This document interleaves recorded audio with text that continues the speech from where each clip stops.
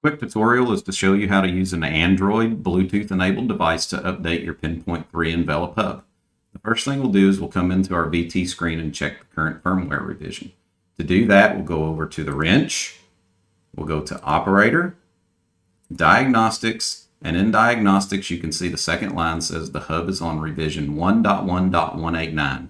This is what we're going to be updating during this process. So I can go back out to the home screen, and from here we're going to open up our Android phone, and on the Android phone you will have downloaded the Capstan app from the Google Play Store, and it is the icon in the center bottom, and we will launch the Capstan app. From there we will select the PPIII product. In PPIII product we will go over to the Updates tab, and in the Updates tab you can see we have a couple files on here. Neither one of these are the uploads we want to use, so we will have to add that to the root directory here. So to do that, the first thing we need to do is hit the two dots in the upper right hand corner, and we need to connect to our PPIII hub. It's going to go out and search for any PPIII hubs that it sees. Once it does, we'll click on that hub, and now it is setting up the connection. Once the connection is set up, we'll want to click on the folder in the bottom right hand corner. When we click on that folder, we're going to import a local file. This will be the update file that you have added to the storage on your device or in one of your cloud storage locations. So I'm going to import local. In my current situation, I have it in my Microsoft Office OneDrive.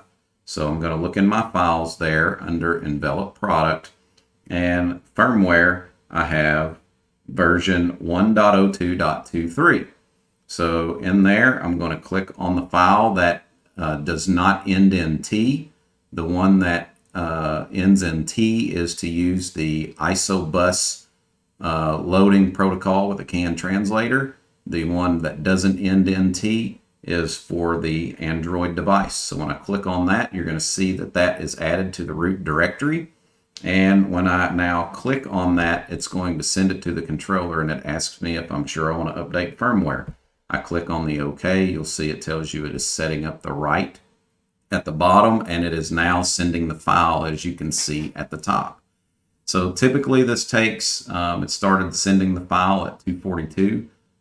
So typically this takes 3 to 4 minutes for small or incremental updates. It can take up to 10 minutes for bigger updates.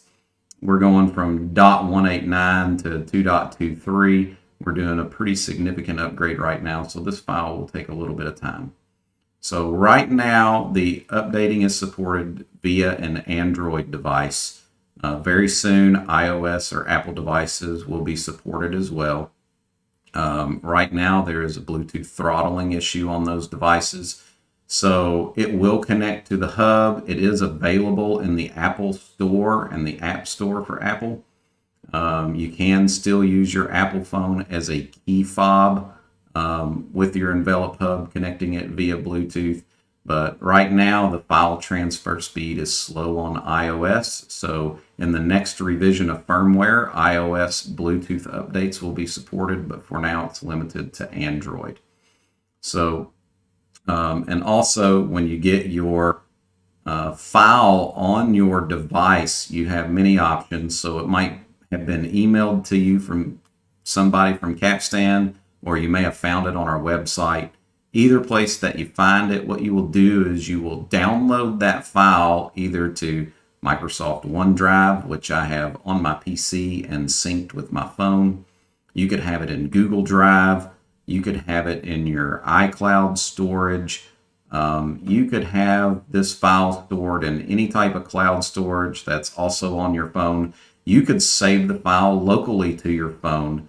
Wherever you save it, just remember where you save it. So when you go to that folder icon, you can then go and select the location where you saved that file to.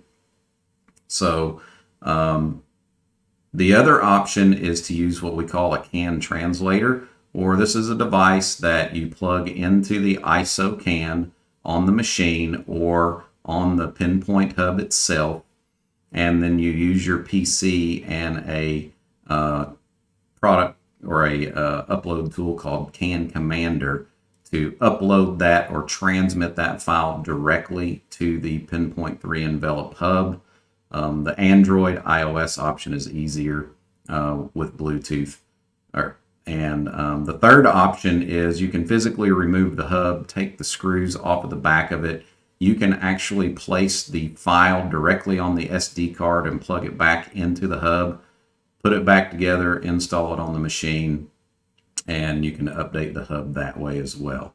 So there's multiple updating options that are available for the hub. iOS will be available soon, not supported now.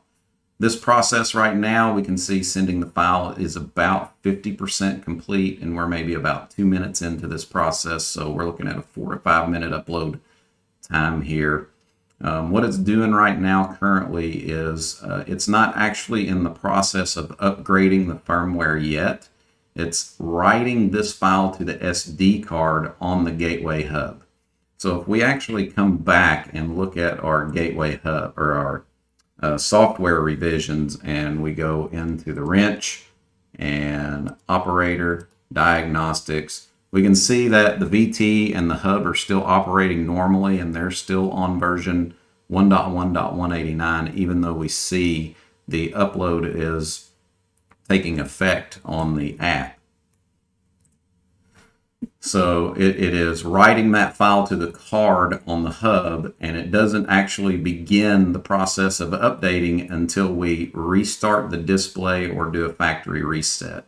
And that is to make sure that we get a good file transfer before we actually begin the process of updating. So now we just have to wait for this to finish the update process. Okay, we're at the end of our file transfer to the Gateway hub.